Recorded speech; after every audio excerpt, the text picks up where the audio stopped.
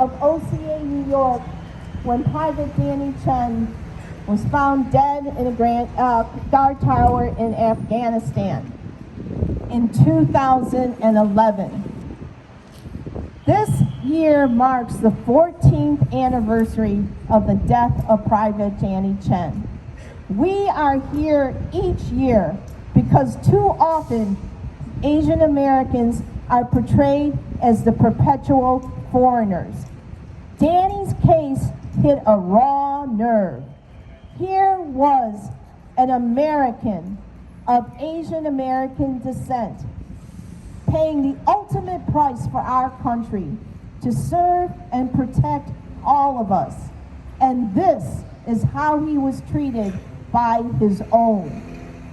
So we are here to remember his sacrifice, but also to link his death to current and ongoing issues that are facing marginalized communities in the military. To begin to let you know who Danny Chen was is Reddy Fong, the principal of PS 130. Okay, hold on one second. Let's do the wire break. So we're going to begin, and we're going to first have Principal Reddy Fong speak about who Danny was as a young person. Okay. Thank you, Liz. Danny Chen was a son of Chinatown, born on Memorial Day weekend in May of 1992. He grew up right on this street, just across Canal, the only child of Suzanne and Yan Tao Chen. I had the great honor of being Danny's teacher, first at Chinatown Head Start and then at PS 130. I proudly watched him learn to read, to write, to do math, and to discover so many other things about the world. What I remember most about Danny was his smile. He carried joy wherever he went. When my own mom passed away during my first year as Danny's kindergarten teacher at PS 130, it was his bright spirit that helped me smile again when I returned to the classroom. Danny's childhood was rooted in these very streets. He walked up and down these sidewalks to join family for dim sum at Jingfong, to attend Chinese classes at the CCBA on Mott, and to play in Columbus Park. From PS 130, he went on to MS 131 and later graduated from Pace High School. Offered a scholarship to Baruch College, Danny instead chose a different path of service. He enlisted in the U.S. Army. Like so many children of monolingual working class parents, Danny was quiet and respectful with his elders, but playful and fun-loving with his close friends and his cousins. He was a typical kid of this neighborhood, filled with promise and deeply connected to his roots. What followed was a tragedy that none of us will ever forget. Danny never made it back home to Chinatown. His story is one of heartbreaking loss, not only for his family, but for this entire beloved community. We will always remember Danny Chen. His life, his smile, and his sacrifice will never be forgotten. So Danny enlisted in the Army. He made it through 6 months of grueling boot camp in Georgia. In his February 12, 2011 letter home to his parents, after being in boot camp for a little bit over a month and a half, he wrote, "Don't worry, no one picks on me here ever, because I actually try to do good here. I'm the skinniest guy and weigh the least here, but I'm not the worst at physical tasks. So people respect me a little bit for not quitting." A month later in boot camp, he wrote his family, "People here are leaving left and right now. Everyone is getting stress fractures and broken legs. All of the weaker people have either left or are going more for 30 days to heal. Now I'm the weak one left. Kinda sucks to be it, but whatever. I actually have some pain in my legs, but I'm saying screw it. I don't want to restart from day one. Being back on time is my goal, and he met his goal. He graduated on time from boot camp, and his family was there to see that happen. After successfully completing boot camp, Danny was dispatched to Afghanistan from an Army base in Alaska. He was the last soldier to join the platoon that was dispatched together several months earlier.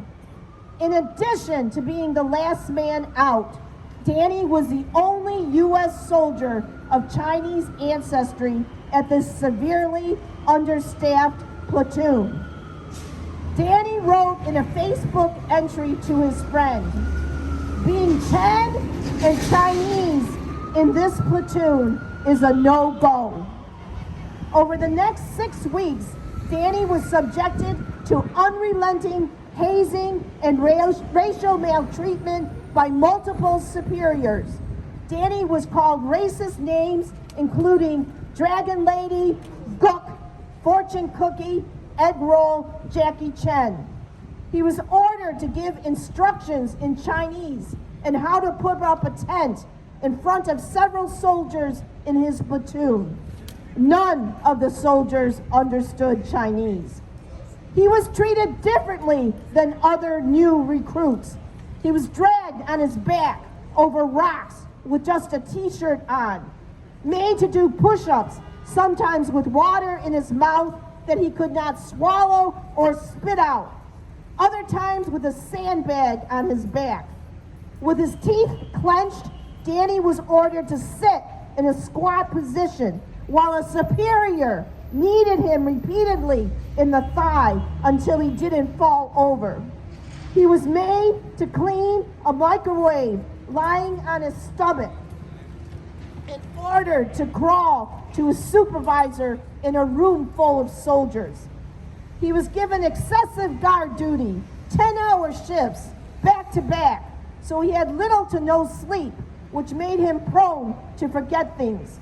If he forgot his water or helmet, he would be given even more push-ups, flutter kicks, etc. to do, which made him even more tired, and the cycle would repeat.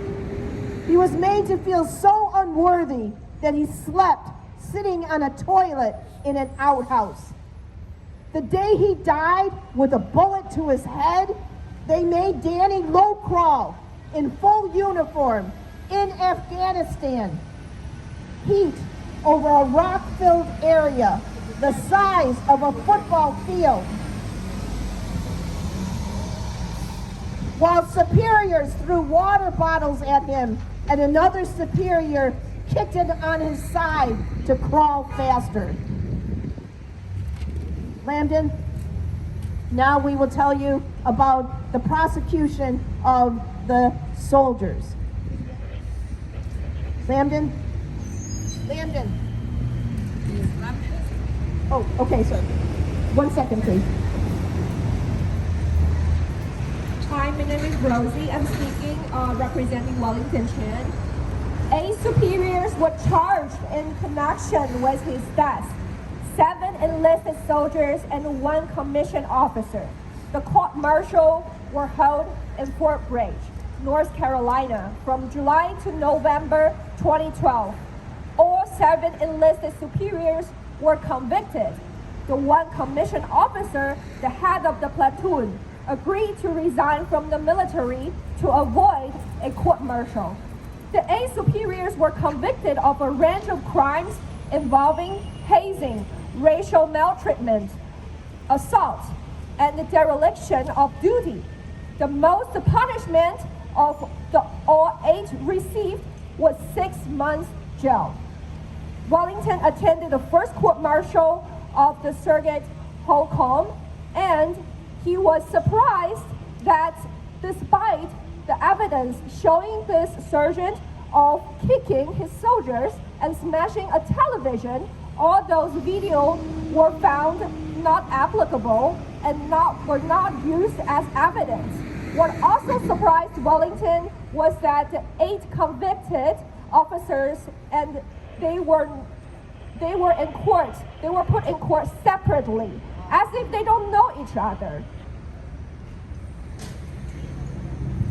Next, we have Amy Chen, one of Danny's cousins. Remember, Danny was an only child, so his cousins were like his brothers and sisters.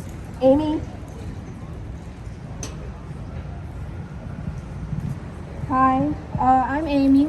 I'm one of Danny's cousins, and I can't believe it's been 14 years already. The world keeps turning, and with time, Danny's story may be forgotten, a blip in our history. But for our family, no matter how much time has passed, we will never forget the pain that Danny experienced. We bring together the community every year to commemorate him. Danny was my first friend. He's only 2 years older than me, but I remember being like 4 or 5 years old, and I would believe anything he told me. A core memory I hold dear is of us running around the laundromat where my mom worked. He suddenly stopped to tell our parents that we were best friends when we grew up. And I wanted to be so much like him. He was funny, he was smart, and he knew all of these things. He knew addition, he knew fractions, he knew about the layers of the earth. The point is, I looked up to him, and he was and continues to be someone who influences a core part of who I am today. We can only hope that our resilience to memorialize him will serve to inspire advocacy for our soldiers in the military. When he told me about joining the Army, it piqued my curiosity for a while. And I thought it might be cool to join the military as a military medic. Clearly, the loss of my cousin has changed the trajectory of my future. Danny, we miss you. 14 years have gone by, and I still find myself thinking of him. Just wondering, how's he doing, and what would he do today if he had a day off? I've grown so much, I've experienced so much, and so many milestones that I wish he were here for. I want to thank you all again for taking the time to join us in remembering my cousin today. Let's continue to honor him by telling his story and protecting our soldiers. Thank you. Thank you, Amy. Next, we have Kenneth Wong, Commander, American Legion. Lieutenant Briar Kim Lao Post, Chinese Memorial Post, 1291, just down the street here from Canal Street. American Legion, Kim Lao Post, has been with us from day one. And we very much appreciate all the servicemen's service to our country. Thank you, Liz. Good morning, everyone. My name is Kenneth Wong, Commander of the Lieutenant DR Kim Lao Post, 1291, here in New York City. I want to say something for Danny. Friends, family, and fellow community members, we have gathered today to remember, honor Private Danny Chen, born and raised in Manhattan's Chinatown. Danny was a son of immigrant parents who dreamed of a future defined by service and bravery. He could have chosen an easier path like attending college with a full scholarship. But he chose to join the U.S. Army driven by a deep sense of patriotism. He was an American soldier, and he was proud of it. Danny's story, however, did not have the ending he or his family had imagined. After less than 2 months in Afghanistan, his life was tragically cut short, not by the enemy in combat, but by the very people he trusted and his comrades. He endured weeks of brutal racist hazing and physical abuse, targeted for being Chinese American. The injustice of his death sparked outrage and a cry for reform. The community he came from, his family, and advocates like civil rights attorney Liz Aoyan worked tirelessly to ensure his story was told and that his abusers were held accountable. His death exposed a deeply rooted, ugly culture of racism and hazing within the military that should never be tolerated. Yet, Danny's legacy is more than a story of tragedy. It is a powerful lesson and a call to action. His memory lives on through the annual commemoration on Private Danny Chen Way in his hometown, the opera, an American soldier that tells his story, and the continual advocacy against hazing and racism in the armed forces. The words of his cousin and the best friend, Danny Chen, reminded us that it is very important to keep Danny's legacy alive.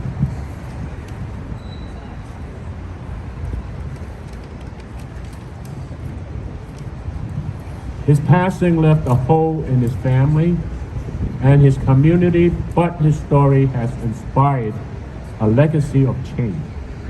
By speaking his name, we help ensure that no other service member has to endure what he did.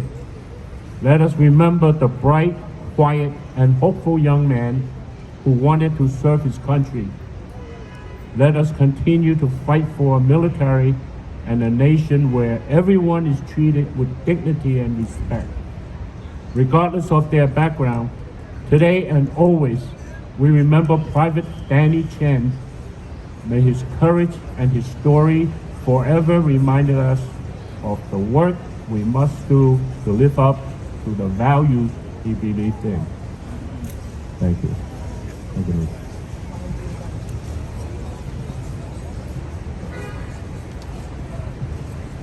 Let me have my people face. Margaret, right straight. Hands salute. 1,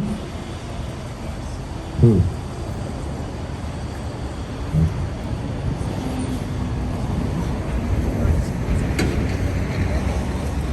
Thank you, Commander Wong.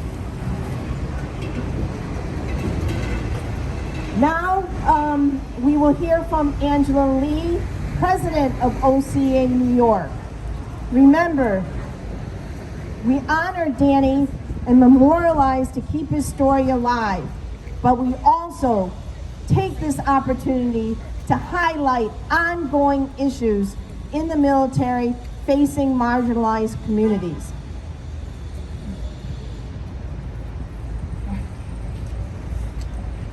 Each year when we gather, we commit ourselves to making sure Danny, an American soldier of Chinese descent, is never forgotten. His life reminds us that one's service to one's country should never come with a price of silence in the face of racism, bullying, or violence. In addition to retelling Danny's story, Danny's memory pushes us to also demand accountability and real changes to address ongoing issues that impact marginalized groups. This year, our commemoration takes added urgency. In February of this year, the U.S. Military Academy banned 12 affinity groups from West Point, the cadet school that trains officers to lead platoons. These groups provided spaces where service members of different backgrounds could come together for support, mentorship, and solidarity, and it helped educate their peers on the culture and contributions of a diverse force. For decades, these organizations have played an essential role in mentoring young service members, providing cultural understanding, and ensuring diverse voices are heard at every level. By eliminating these spaces, the military risks silencing the very voices that could help prevent tragedies like Danny's. Instead of tearing down these spaces, we should be protecting and expanding them. As we honor Danny today, let us also stand together in calling for a military with every soldier, no matter what race, background, or identity, has a chance to serve with dignity, safety, and belonging. We strongly urge West Point to reinstate these affinity groups. These groups personify the Army's core values of loyalty, duty, respect, selfless service, honor, integrity, and personal courage. Thank you.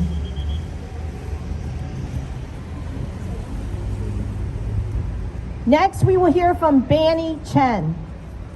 Banny was Danny's cousin. They were the closest in age. And when Danny died, Banny was a college student. And he had to step up and be the voice for his family to speak out during this tragedy.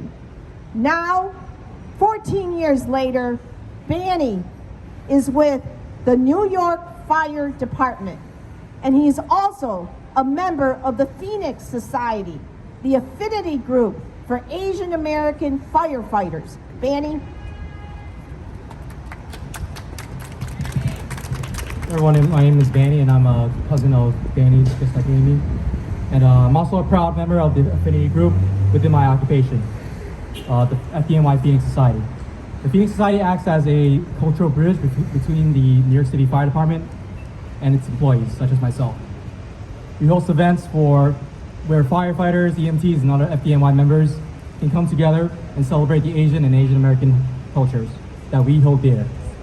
Earlier this year, for example, we co-hosted a night of whiskeys and wontons with the FDNY Emerald Society, celebrating both Chinese and Irish culture through good food and good fellowship.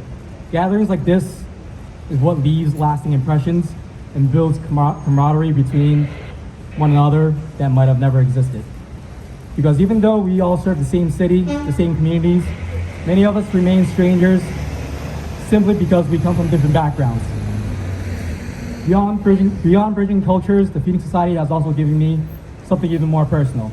Connections to people who look like me, who share my experiences and struggles. We look out for one another, even if we don't work in the same stations or the same firehouses. And I can't help but think, if an affinity group had been available for Danny, my cousin, he might have found that same support, that same connection, and might still be here with us today. Affinity groups can break barriers, build understanding, and create a different kind of camaraderie that can save lives and not just in work in the firehouse. Just want to say, Danny, we miss you, and we still remember the good times.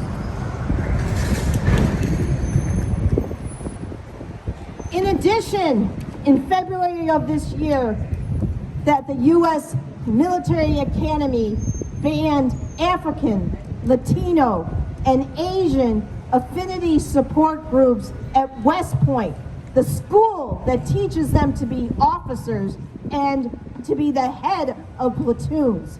They also banned women affinity groups from West Point.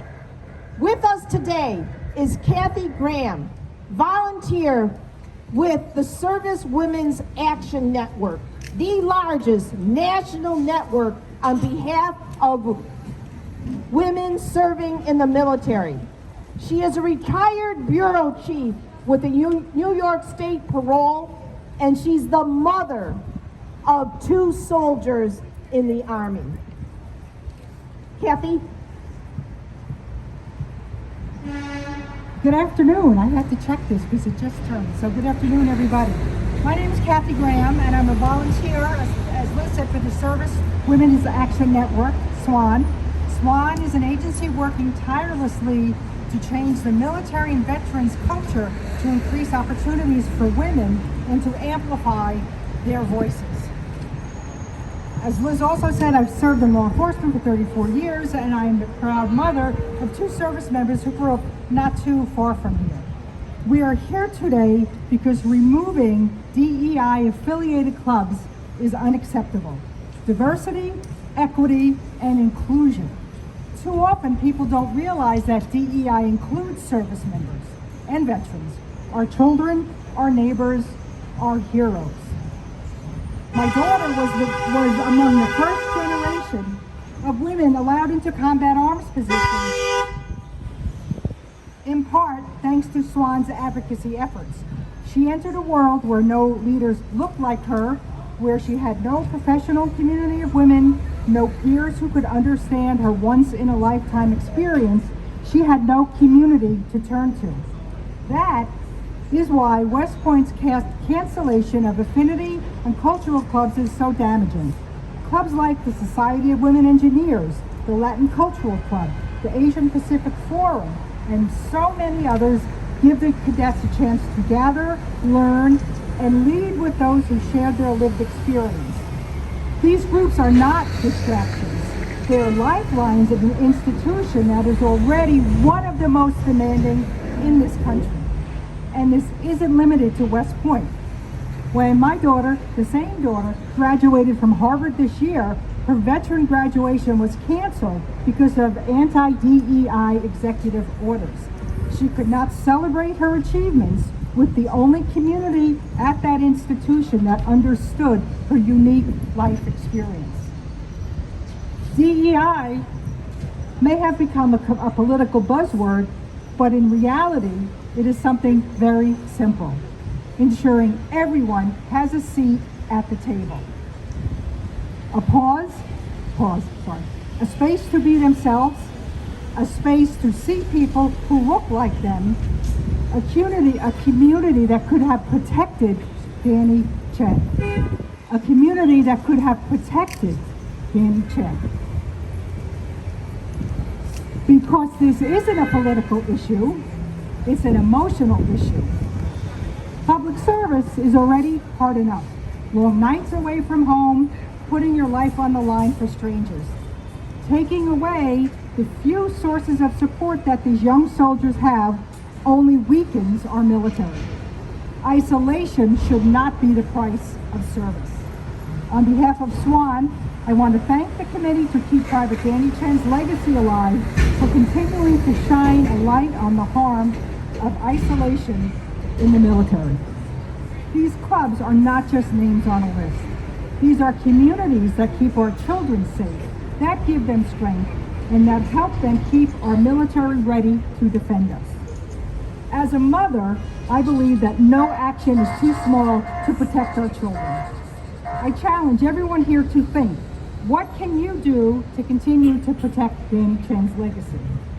To grant everyone a sense of belonging for this community, for our community, and for the community.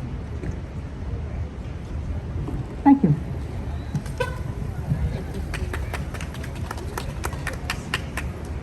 Next, in addition to African, Latino, Asian, women affinity groups, they also banned LGBT groups from West Point. With us today is Tanya Asafanza Walker, a trans veteran from the Caribbean Equality Project. Hello. I can't believe, what happened to Private Danny Chen. But can we say in unison or together, Private Danny Chen's name, please? Okay, I'm gonna start. Okay, I'm gonna count to 3. 1, 2, 3. Private Danny Chen. Thank you. Yes, I'm a veteran who served in the military in the 80s. And we didn't have diversity and equity and inclusion or affinity groups at that time. As a result, I was called the first girl in the Army, even though I hadn't transitioned, which set me up for lots of sexual assaults and violence and attacks. It was horrible. So I understand what Danny was going through. Danny should be here with us right now because he put his life on the line to serve this nation. Had there been diversity, equity, and inclusion, he might be here, or even affinity groups.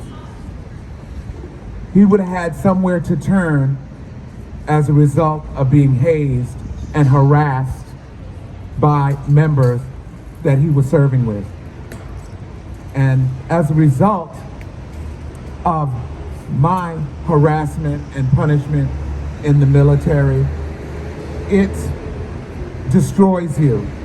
It makes you suicidal. You get depressed because there's nowhere to turn. When you're being sexually assaulted by other members of the military, and at that time, when I was in, there was no LGBTQ folks allowed in the military. Only thing they ask you is, were you gay? Or were, you know, they didn't ask you were you trans or anything. Those terms weren't available at the time. But I didn't have anywhere to turn to.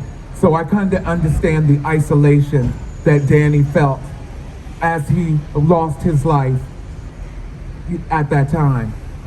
And the people that aided in his death should still be in prison to this day. They should not be free. 6 months was not enough time. Danny, listening to his character and who he was, told the story about a young man who wanted to defend his country and was only abused and harassed and no longer here, killed because of the way he looked. And I want us to say Danny Chen's name again, Private Danny Chen, on the count of 3. 1, 2, 3. Private Danny Chen. Thank you. Thank you, Tanya. Next, we have Fei Young Pei, membership in academics chair, Columbia University Asian Pacific American Law Student Association, the affinity support group at Columbia for Asian American law students. Good afternoon, everyone. We are gathered here today to remember and celebrate Private Danny Chen and to carry forward his legacy of courage and justice. I never knew Danny, but in his story, I see a familiar wish, the wish to prove ourselves to our country, to protect it and make a difference, and to at last shed our skin-deep foreignness and finally be accepted as American. It's a patriotic calling, one that led Danny to the military and myself and so many of my peers to the law. But these are difficult callings. They ask us to enter fields that have never welcomed us. The first Asian American law graduate, Hong Yang Chang, was barred from practice in his lifetime and was not admitted to the California bar until 2015, 130 years after his death. The echoes of that exclusion remain with us today when we struggle to picture ourselves as leaders in our fields, whether that is judges, partners, professors, or officers, because we seldom see a leader that looks like us. What we face, in short, is a failure of imagination. This is where affinity groups come in. Law school, like the military academy, is a training ground for future leaders. APALSA's very existence brings visibility to Asian American students and lawyers, and it reminds us that we are worthy of being seen. It teaches us respect for our peers and ourselves, and courage to forge a better world. APALSA teaches us duty, service, and mentorship. The duty to mentor the next generations, to pass down institutional knowledge that we fought hard to gather, and to serve our community and the law with integrity. These are the visions that we must teach our future leaders, whether they are called to the law or to arms. This is why the Columbia Law School APALSA Association stand with the committee to keep Private Danny Chen alive, Private Danny Chen's legacy alive, and urge the U.S. military academies to reinstate the affinity groups at West Point Academy. The true measure of our institutions lie not merely in their history, but in how they empower us to imagine and build a better future. Thank you. Way to go. There. Okay. This is a critical issue because, as many people know, just last week, the United States Secretary of the Department of Defense gave a speech to the military and said that they were going to revisit the bullying and hazing protections that we have fought so hard to get after Danny's death, with the help of Congresswoman Judy Chu, Congresswoman Nydia Velázquez, Senator Kirsten Gillibrand, that they want to revisit it. And let me just say, any weakening of those protections will put our children and brothers and sisters in harm's way who are serving the military. Today's commemoration could not be possible without so many groups who are here today supporting Danny, many since 14 years ago. Peggy Ng, former retired education director of Chinatown Head Start, will name those groups. Chinatown Head Start protects their own. Danny went there as a preschool student, and they are here today.